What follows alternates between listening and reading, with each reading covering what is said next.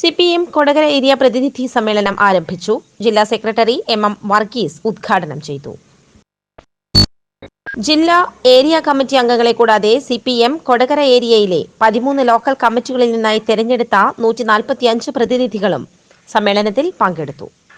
ടി.എ. Ramakrishnan, K J. Dixon, Saritha Rajesh, P R. Prasadan എന്നിവരടങ്ങിയ presidium സമ്മേളന നടപടികൾ നിയന്ത്രിച്ചു. ഏരിയ സെക്രട്ടറി അവതരിപ്പിക്കുന്ന റിപ്പോർട്ടിൽ പ്രതിനിധികളുടെ ചർച്ച, പുതിയ ഏരിയ കമ്മിറ്റി അംഗങ്ങൾ, സെക്രട്ടറി തെരഞ്ഞെടുപ്പ് എന്നിവ വെള്ളിയാഴ്ച നടക്കും. ശനിയാഴ്ച വൈകിട്ട് 4-ന് ആമ്പല്ലൂർ അളഗപ്പ ടെക്സ്റ്റൈൽസിന്റെ മുന്നിൽ നിന്നും ആമ്പല്ലൂർ ജോർജ് ടൗണിലേക്ക് ചുവപ്പ് സേന മാർച്ച് പ്രകടനം, തുടർന്ന് പൊതുയോഗം എന്നിവ ഉണ്ടാകും. വൈകിട്ട് 5-ന് സീതാറാം യെച്ചൂരി നഗറിൽ നടക്കുന്ന പൊതുയോഗം സിപിഎം സംസ്ഥാന സെക്രട്ടേറിയറ്റ് അംഗം പി.കെ. ബിജു ഉദ്ഘാടനം ചെയ്യും. സംസ്ഥാനത്ത് എല്ലാ ജില്ലകളിലുമായി ഇതിനോടകം പൂർത്തീകരിക്കപ്പെട്ടില്ല.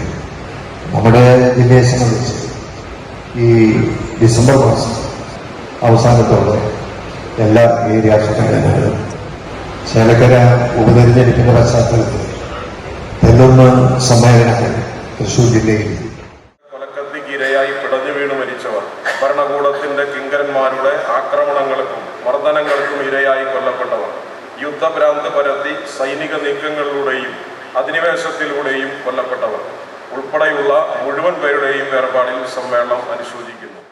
പാർട്ടിയുടെ 24ാം പാർട്ടി കോൺഗ്രസിന്റെ മുന്നോടിയായി വിവിധ ഘടക സമ്മേളനങ്ങൾ പൂർത്തീകരിച്ച് നമ്മുടെ ഏരിയയിലെ എല്ലാ ബ്രാഞ്ച് സമ്മേളനങ്ങളും അതുപോലെ തന്നെ ലോക്കൽ സമ്മേളനങ്ങളും പൂർത്തീകരിച്ച് പോരാളികളാണ് അതിൽ കയ്യൊപ്പ് ചാർത്തുക.